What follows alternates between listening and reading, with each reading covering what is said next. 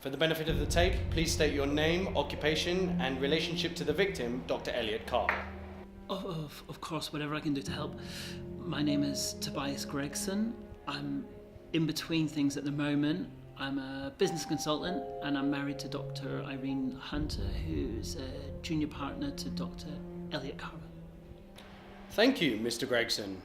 I'm glad to see someone actually willing to help with the investigation. Of course, there's no problem. You shouldn't blame the rest of them. I know they've had a stressful couple of weeks and months. You're right, of course. It's been a stressful couple of months for you as well, hasn't it, Mr. Gregson?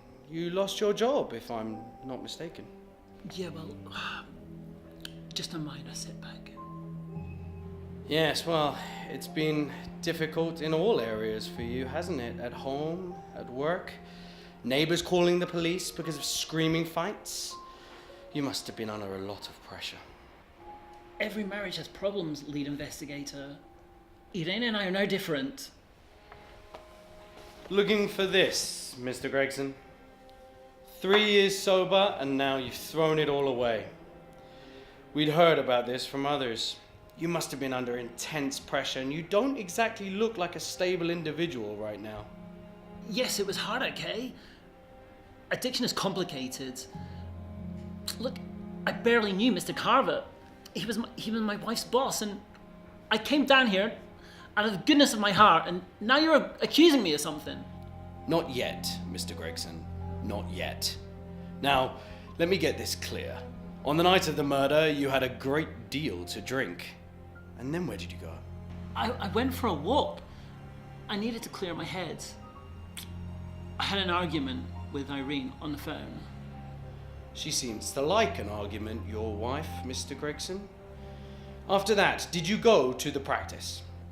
Look, why are we talking about this? It's obvious either that jealous brother of his killed him or his snobby wife. Have you even spoken to them yet? I'm asking the questions here, Mr. Gregson. To be honest, I don't even need to ask you a question. We have a witness who saw you at the practice on the night of the murder. Why did you go there? Witness? What witness? If it was that pathetic waste of space, Mary Winter, then you should know she spreads gossip like a virus, and half of it isn't even true. I think I'll be the judge of that, Mr. Gregson. I think you did go there that night. Perhaps Mr. Milverton wound you up. Perhaps you were confused. Perhaps you were angry. Perhaps Elliot made a comment about Irene. Perhaps you did do something. Nothing like that happened, and anyway, why would I want to speak to that arrogant fool Milverton?